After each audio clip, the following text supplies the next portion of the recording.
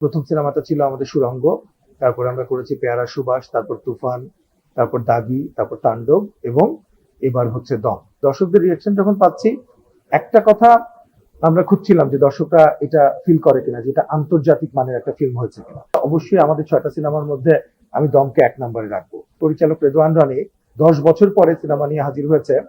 কারো কামব্যাক যে এরকম হতে পারে সেটাও অভাবনীয়। আমরা কিন্তু স্টুডিও ফরম্যাটে কাজ করি, এখানে আমি ব্যক্তি একা না, আমরা, আপনারা হয়তো আমাকে দেখতে পান, কিন্তু আমাদের বড় একটা টিম কাজ করে এবং আমাদের এসডিএফ আলফাই এবং চরকির সঙ্গে আমরা একসাথে, এটা আমাদের 6তম সিনেমা। প্রথম সিনেমাটা ছিল আমাদের সুড়ঙ্গ, তারপর আমরা করেছি পেয়ারা সুবাস, তারপর তুফান, তারপর দাগি, তারপর তাণ্ডব এবং এবার হচ্ছে দম।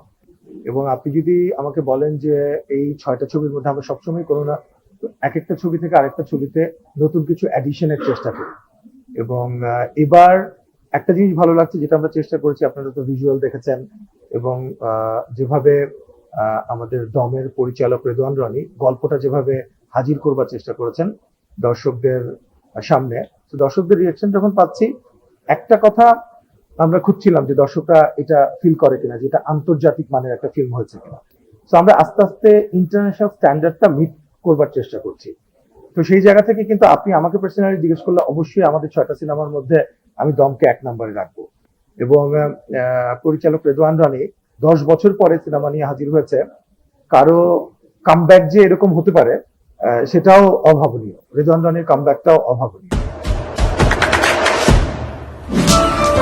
দেশে দেশে সবার সাথে দ্য নিউজ।